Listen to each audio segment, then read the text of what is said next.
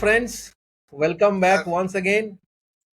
This is the third episode that we are going to record or we are going to talk about in the series in which we are discussing about sodium ion batteries.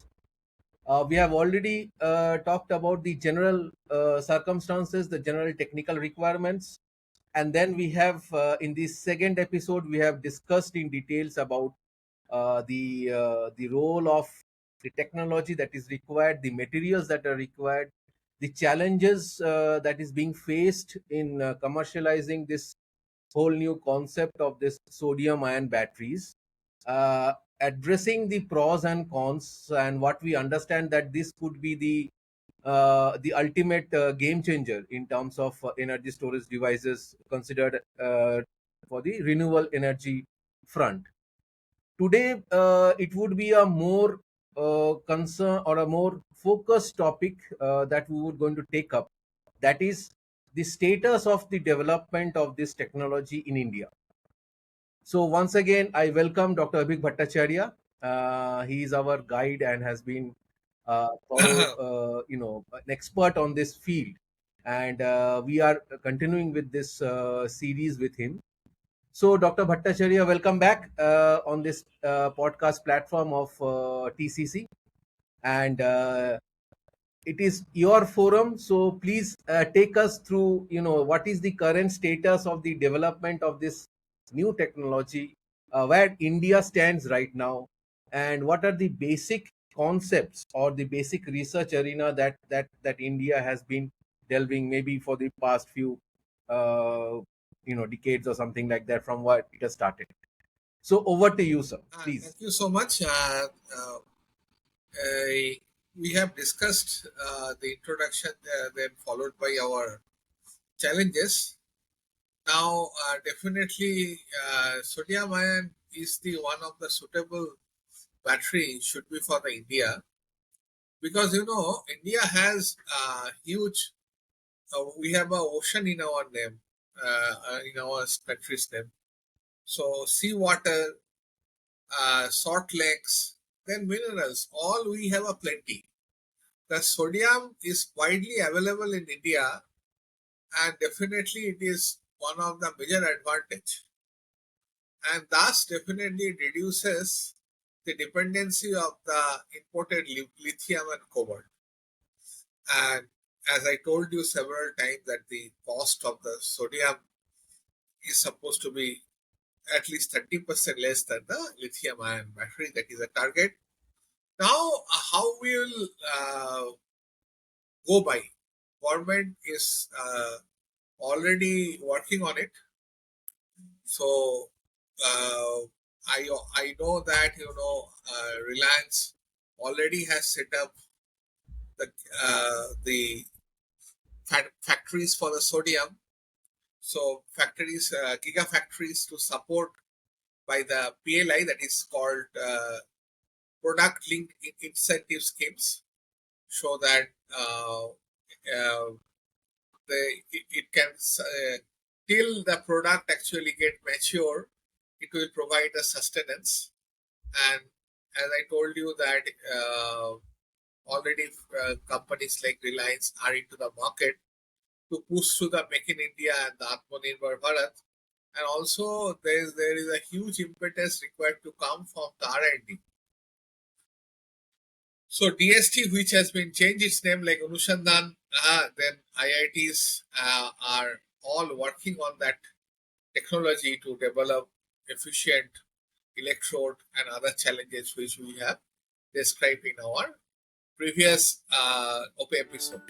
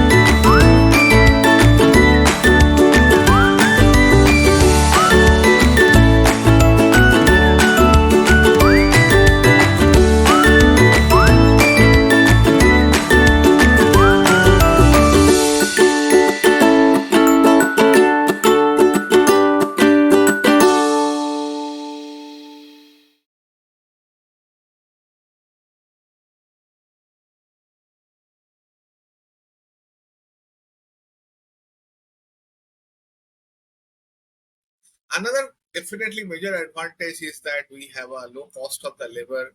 Thus, manufacturing cost definitely is going to be low in India, and sodium battery is inexpensive in that way and ideal for the low to medium energy density application. As I told you several times, high-end car may not be suitable, but otherwise, low-end car and medium range car and the grid integrations will be something that we are looking for. And this can be integrated with the renewable energy application. High energy storage needs solar and wind sectors, and that where due to the uncertainty of its generations, we require a huge storage, and thus this will provide the necessary impetus for this sodium ion batteries and expanding, two-tier and the three-tier EV market, where that will be the cost-sensitive EV market. There, I find that uh, sodium ion batteries can be useful and government support for the energy securities for us because we still depends on the OPEC and the lithium ion. So sodium definitely will provide the energy securities because we are aspiring for developed nation by 2047. So that dream uh, can be accomplished if we can have the sodium ion batteries has been installed by 2030. Now, another aspect is that geopolitical and the trade, it reduced the dependency on the China-centric battery supply chain. So we have a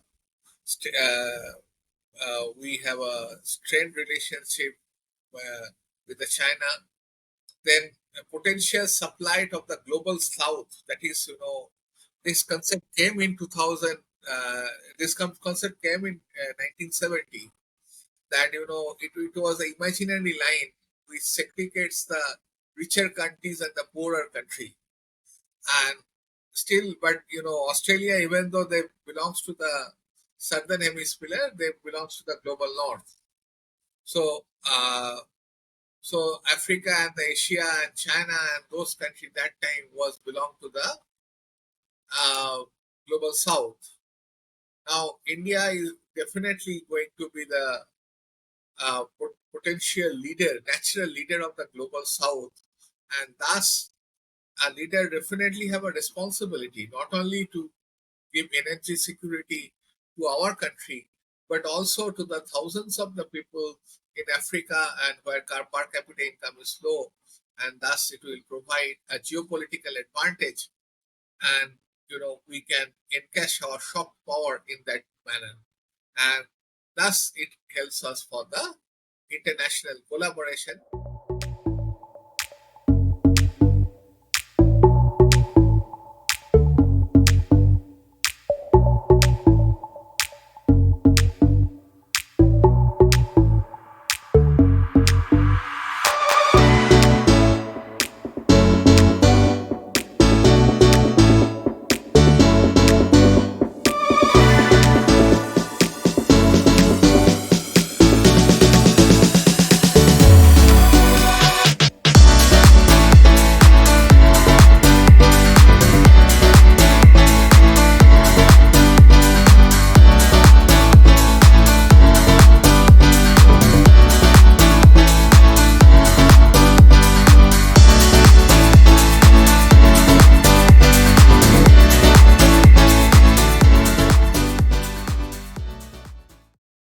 And about R&D and IP creation, that is something that we are doing heavily.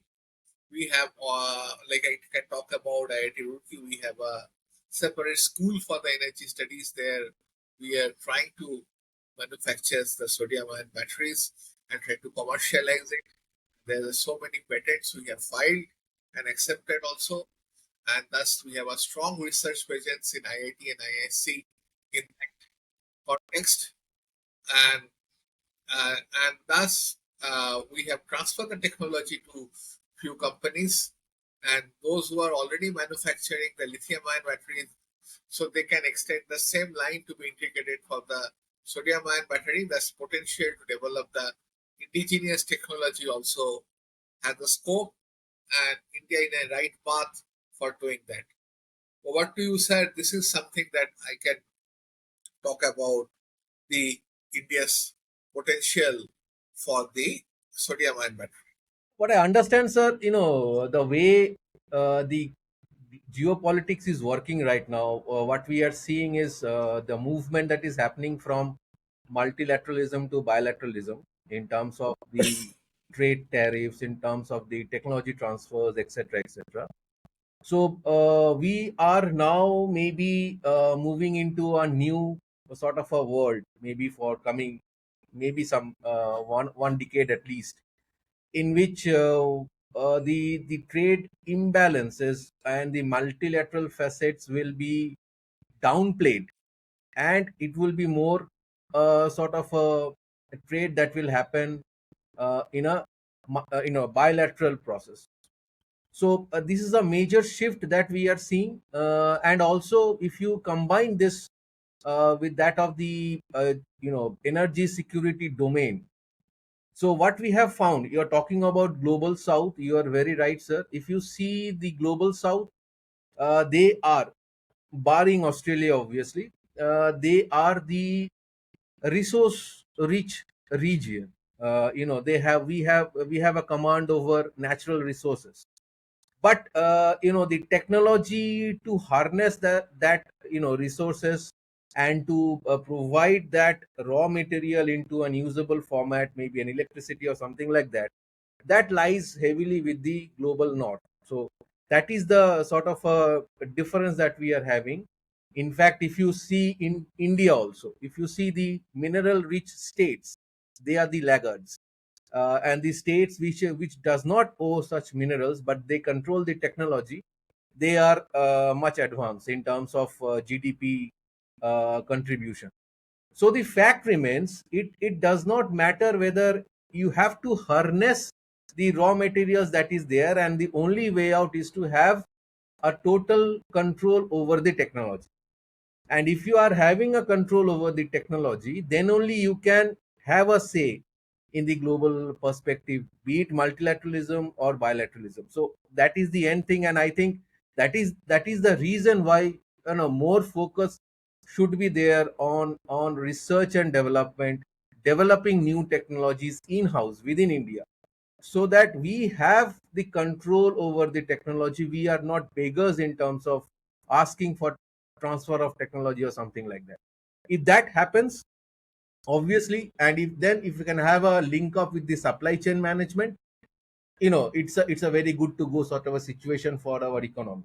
And we all understand that the whole world, or we are moving from non-renewable to renewable sources of energy. That is what the different climate sort of summits have already agreed upon, but obviously in their own ways protecting their own sort of interest. But it is more to do with this understanding the strategic point of view that you have the technology with you. So the chip industry, if you see, it's a Taiwan, this sort of a small island nations, they are controlling such a big industry. If you see Singapore, there's a city, sort of a geographic extent is very small, but you see the trade that it controls.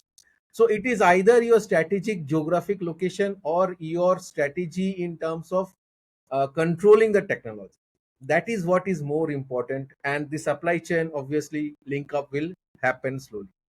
So in my view, technology has to be developed in house. There is no way out, and that is the reason we are discussing as what is the current status of India's preparedness in terms of commercializing this technology, the sodium ion and etc. Right.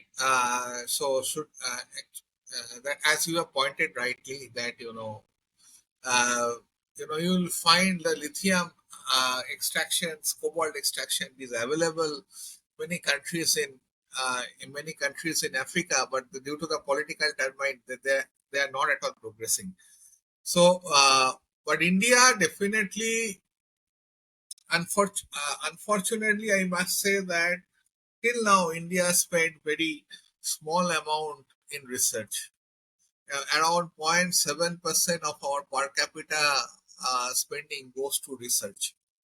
That has to increase. That required to be increased, because if you compare China, China has a GDP around three times more than the India's GDP, and of course US around 10 times more than our GDP, but they spend around 2 to 3% of their GDP in the research, and that is something that India required to work gradually. But having said that, what India is doing that I require to capture here, because India has allocated around 20,000 crore for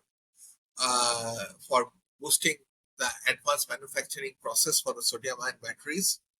And major challenge definitely the sodium ion and solid state chemistries, as I discussed in uh, my previous podcast.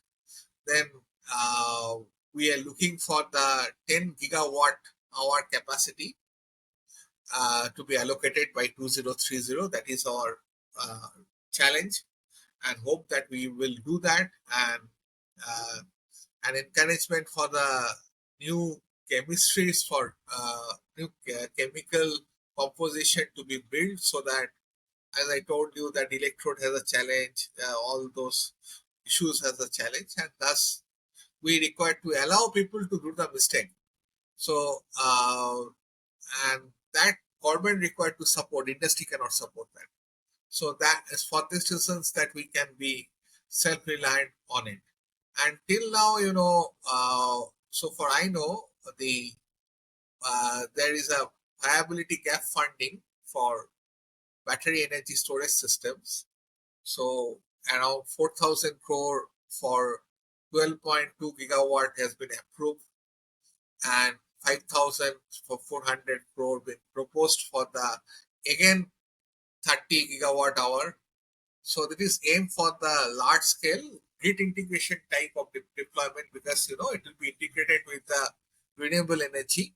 So since renewable energy is uncertain in nature, so we require a huge amount of storage, and there it actually fits very well. So sodium ion is thus most suitable for the grid scale integration. It may not be a very good supplement for your laptop or the mobile charger, but while we require a huge power storage, so that in a grid integration, like we have alternative with a pump storage, and you can do it in the one third of the cost of the pump storage, that the sodium ion batteries. And another aspect, definitely we require to give the tax intensives and budgetary support, because custom duty should be reduced or exempted for importing that raw material that makes the electrode for the sodium ion batteries, and goods and other capital goods for which it required to set up the industry should be given some moratorium or the tax-free exemptions to produce the cell lines. And uh, there are, so far best of my knowledge, over 30 government funded projects on the sodium ion based energy storage, and IITs are the main beneficiary. Few of my colleagues are working on it, and we should encourage the sodium ion R&D via industry academic collaboration and transfer of the technology in a definite time frame. That is very important.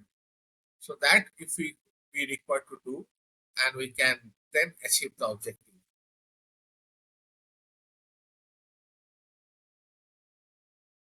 And some recommendation from my side, definitely, or the expert is saying that allocate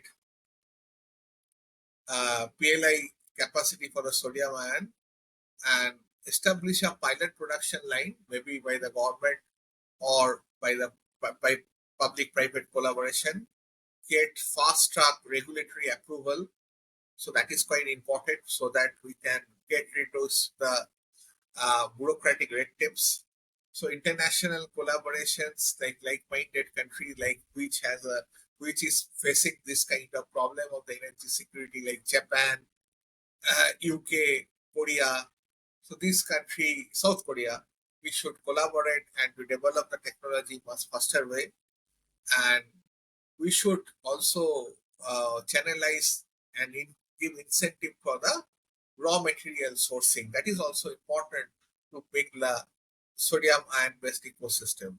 And another aspect, definitely, there is a strategic advantage of India on the sodium ion because we got a abundant sodium and the cathode precursors like iron, manganese, sulfurs, and existing lithium ion. And as I told you, that infrastructures can be extended to build a new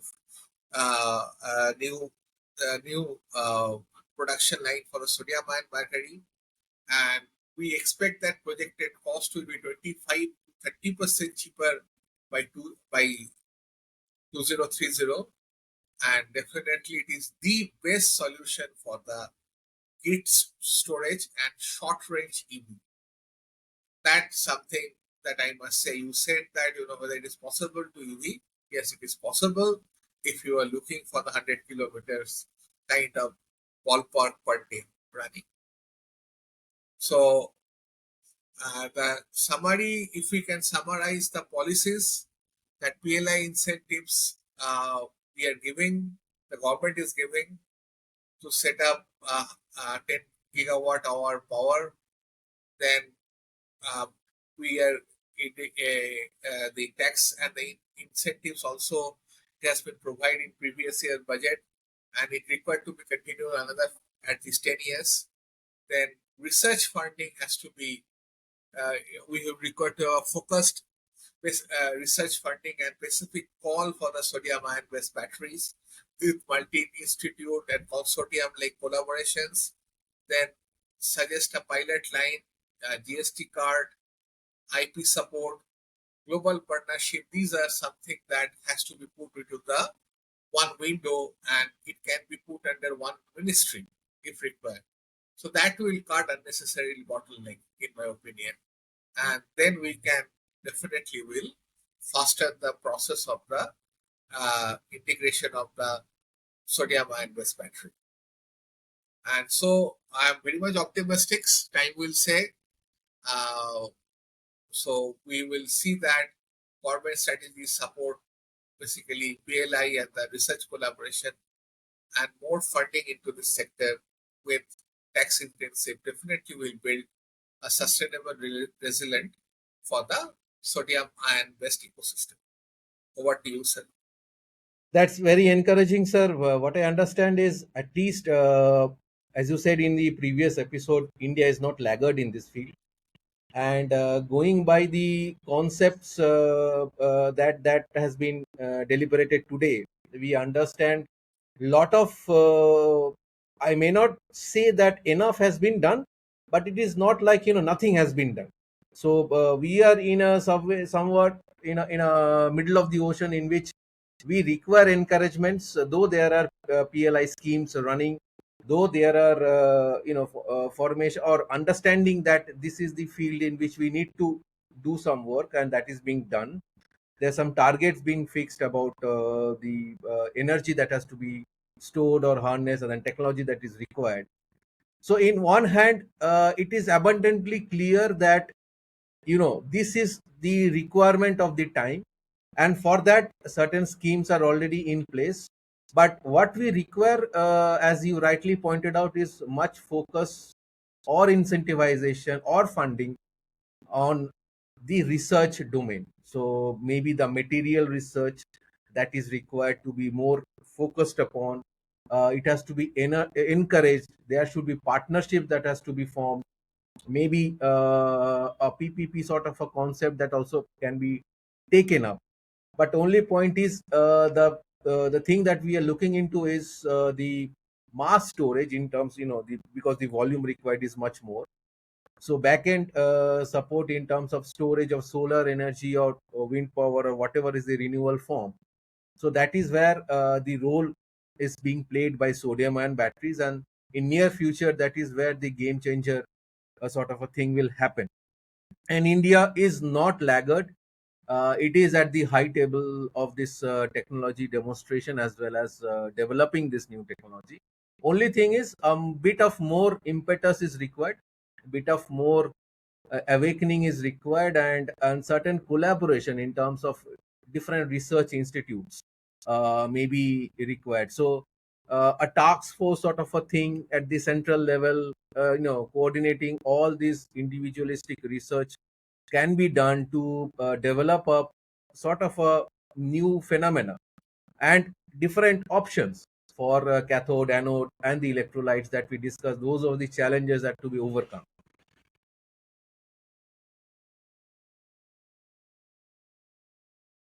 So, Like, we had a solar mission. ah, We should have put a sodium ion mission, right, best of my, and where, with under the single umbrella, so all has to be brought. right, There are many scattered activity also, so that required to be captured rightly and give that impetus, because if you have a scatter, then it will be a Brownian motion. correct, So, correct.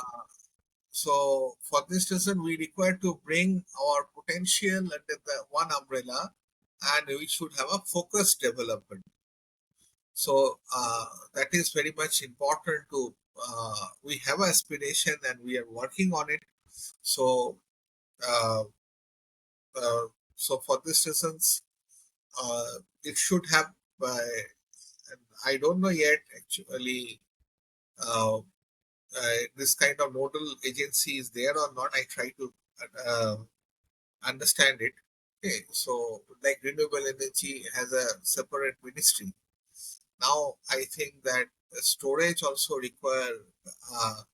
It cannot be a separate one undersecretary is or someone is looking after it. Should not be. We require maybe a dedicated ministry for it to like solar mission. We can have a sodium mission 2030.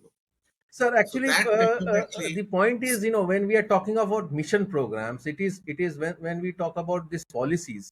So there are, what my understanding is, it works on two prong focus.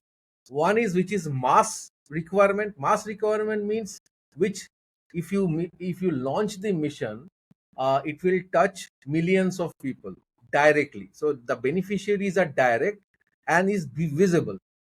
So that he will find in various agriculture sector, urban sector. Those mission programs are running because it touches millions. It's a direct beneficiary. Is you can actually see those beneficiaries, and the beneficiaries also can see the effect of the mission programs. Another is which is a bit of a back burner, but still has long lasting impact, like the solar mission program. It does not directly, at the advent of it, does not touch the common person, because we are, as a common layman, we are not aware what a solar program is all about, what is renewable energy.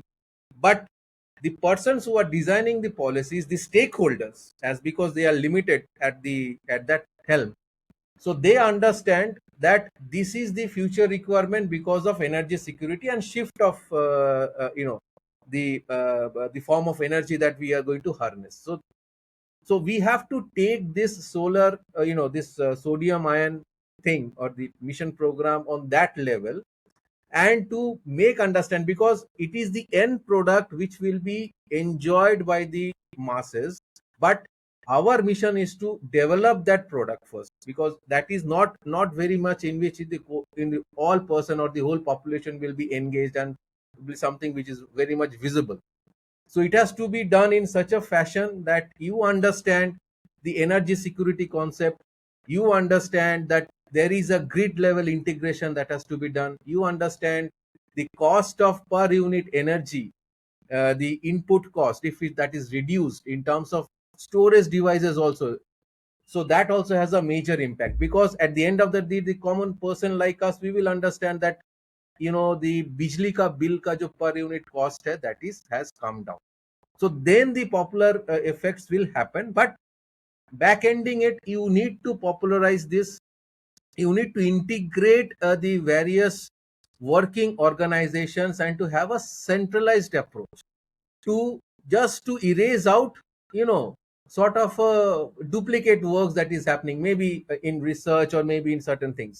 So what intellectual property has already been developed, you have to add on to that, not replicate it. so that you have options, more options generated. And that is where this sort of a mission program under a centralized ministry and a task force sort of a thing, which can be taken up, because we have shown great results in solar mission. We have shown great results, you know. And that is how we are now, we can understand the back burner missions, how it works, and without going into much into the common man's expectation. So at the back end, how it works we know, and it is easy for us to develop such a mission program. So I think that is how, what that is what you have highlighted. And we feel, maybe in coming days, there will be this sort of a. Session. Hmm, I just wanted to have a session correct, we will have some. that will be on the global perspective. Correct, we will do that. So we have given the Indian perspectives. We shall give you the global perspectives also, because I talked about the collaboration with Korea, Japan, and UK. Okay, so and US is a very vulnerable entity, so we are not talking about that. So let's. So definitely there can be a lot of research collaborations, and that will definitely, because all the countries which I talked, no, they are also have issues with the energy security. We have a equal stakeholding on that issue. Yeah, us is something which now, it's something called deal. It's always a deal that is happening. It's a give and take policy. If you have something to offer, you can offer, and in return they can offer you something. But obviously, historically, US has been a bedrock for research and development, and they are leaders. US used to attract the best Correct, brain of the world for a long time, and they spent huge amount of money in research, and their research has been corporatized. So there are many things that we should learn from the USA. But till now, US definitely has some privileges. So that many country like us, we don't have that privilege. Till now, US not has touched their own oils. that is So, true. That is true. but so for this reason, the energy adaptations and energy security is our need. It is already there, a developed economy, and we require to bring the technology level, and we should not actually calculate development in the per capita income. Correct. So we should be we should we should in, we should put some index, I think, for access to the resources. So if you can get uninterrupted power supply, even half of the capital income, fine, you are almost living the status of the developed economy. So that is something we require to ensure. Per capita income is something, it is a sort of a skewed sort of a understanding, because it Right. creates. And we have to go for uh, uh, purchase parity Correct, sort of things. correct, Fine. But so development, India is developing countries that many people says that okay, 6,000 per dollar. India is 3,000 per dollar. So how can we reach? No, but that that is not required. But we should get average Indian should get almost the same quality of life like the Western Europe or USA. correct. So the quality of life, in which we can have a, understanding which is not, it should not be like a, something dollar based, or which is variable.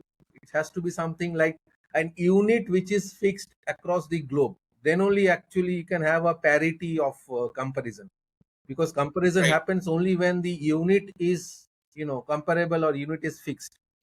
As we know, we cannot compare, acre with something else.